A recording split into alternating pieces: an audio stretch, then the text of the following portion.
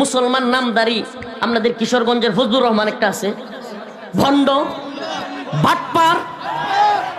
এই ভণ্ড এই টাইপের কিছু ফটকাবাজ ওই আল্লাহ রসুলের জামানায় যেমনি বলতো কোরআন পাঠকারী যারা আছে এরা মিথ্যুক, কোরআন পাঠ যারা করে, এটা তাবুক যুদ্ধের ঘটনা, সুবহানাল্লাহ, আয়াতের শানে নজুল, যে কোরআন পাঠকারী যারা আছে এরা হলো পেটুক, মিথ্যুক, এরপরে এরা হলো ভীতু, নাউজুবিল্লাহ।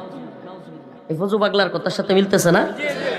এই ফজলুর রহমান এই ভণ্ড বলছিল যে আমি মা বোনদেরকে বলি, আলেম ওলামাদের স্ত্রীদেরকে বলি, আপনারা কোন আলেম ওলামার সন্তান পেটে ধারণ করবেন না। এই বদমাইশ বলছিল না? মনে আছে আপনাদের? বিএনপি তারেও মনোনয়ন দেয়। বিএনপি একদিকে বুঝায় কি আমরা আলেম ওলামাদের সাথে আছি, আমরা ইসলাম কায়েম করে ফেলবো, গোড়ার ডিম করে ফেলবো, আবার ফজলুর মতো ইসলাম বিদ্বেষী ভণ্ডরেও মনোনয়ন দেয়।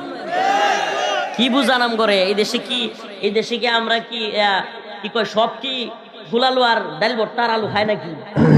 হ্যাঁ, মাথায় তো কেউ কিছু আছে যে একদিকে আপনারা ইসলামের পক্ষে স্লোগান দিবেন।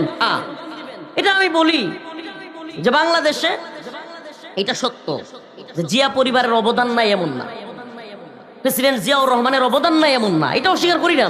আমি খাগড়াছড়ি, বান্দরবন, রাঙামাটি 3টা জেলায় সফর করছি। পার্বত্য অঞ্চলে যত বাঙালি মুসলমানরা ওখানে বসবাস করতেছে, এই সব বাঙালি মুসলমানদেরকে ওখানে নিছে জিয়াউর রহমান, তাদের অবদান আছে ওখানে। লক্ষ লক্ষ মুসলমান, এরাদের সাথে আমার কথা হয়েছে অনেকের সাথে, এরা বলে জিয়াউর রহমান সাহেব না চাইলে এই 3 জেলা এতদিনে বাংলাদেশ থেকে বিচ্ছিন্ন হইয়া পুরা পার্বত্য চট্টগ্রাম খ্রিস্টান রাষ্ট্র হয়ে যেত।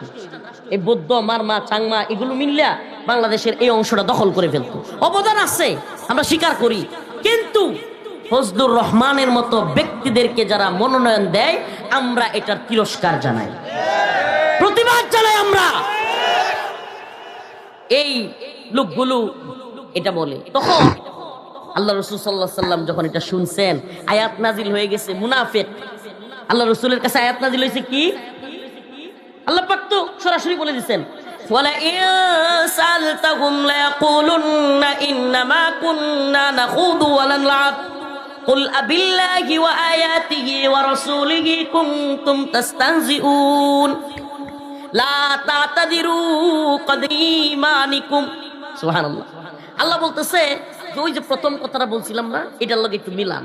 আল্লাহ বলতেছে যে এরা, আপনি যখন এদেরকে প্রশ্ন করবেন, জিজ্ঞেস করবেন কি তুমি এত বড় জঘন্য কথা বললা, এই বাউলরাও আপনি জিজ্ঞেস কি তুমি এত বড় জঘন্য কথা বললা আল্লাহকে নিয়ে, রসুলকে নিয়ে, তখন এরা বলবে আমরা তো দুষ্টামি করি। দেখেন আল্লাহ কোরআনে বলতেছে, যখন আপনি এরা ধরবেন 5-7 জনে 10 জনে মিললে যে আজকে তোর বুড়িটা পাড়ায় গেলাম আল্লাহরে নিয়ে তৈরি করছস, তখন কেবো আমরা তো মানুষ একটু মজা দেওয়ার লাগে, বিনোদন নেই, আমরা কি আল্লাহর বিরুদ্ধে নাকি? বলবে কিন্তু এরা নাখুদু ওয়া নালআব, আমরা তো মজা করতেছিলাম, হাসি তামসা করতেছিলাম। কে কয়টা?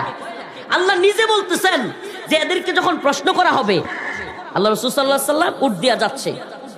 আমি এখন হাদিসের নমুনাটা একটু দেখানোর জন্য মানে দেখাইতে পারতাম, একটা উট বা কিছু থাকলে মনে করেন এইভাবে দৌড়িয়া রাসূলের উট যাইতেছে, সে দৌড়িয়া যাইতেছে, ইন্নামা কুন্না নাখুদু ওয়া নালআব, আমরা তো তাচ্ছিল্য করছিলাম। আমরা দেখেন আল্লাহ রাসূলের বুঝাইতেছে, আল্লাহ রাসূল ওই আয়াত তিলাওয়াত করতে, কুল আবিল্লাহি ওয়া আয়াতিহি ওয়া রাসূলিহি কুনতুম তাস্তাহজিউন, তোমরা কি তাহলে আল্লাহ এবং তার রাসূলকে নিয়ে, আল্লাহর কোরআনকে নিয়েও তাচ্ছিল্য করো, মজা করো? তাইলে জেনে রাখো লা তা'তাদিরু, তোমাদের কোনো উযর আল্লাহর কাছে গ্রহণযোগ্য না। ক্বাদ কাফারতুম বা'দা ঈমানিকুম, তুমি ঈমান আনার পর কুফরি করে ফেলছো, কাফের হয়ে গেছো। কে দলিল দেয়? ফতোয়া কে দেয়? এই ফজু পাগলা কি কইব জানেন? এই মোল্লা মৌলবীদের ফতোয়ায় আমাদের কি যাবে?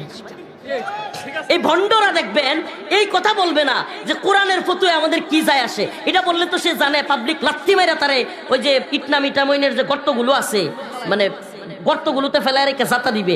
এখন সে বলে মোল্লা মৌলবীদের, কারণ মোল্লা মৌলবী বললে মজা কি, আমি মোল্লা মৌলবীদের বিরোধিতা করতেছি। আচ্ছা এই ফতোয়া কি মোল্লা মৌলবী নাকি আল্লাহ? আল্লাহ মুফতি।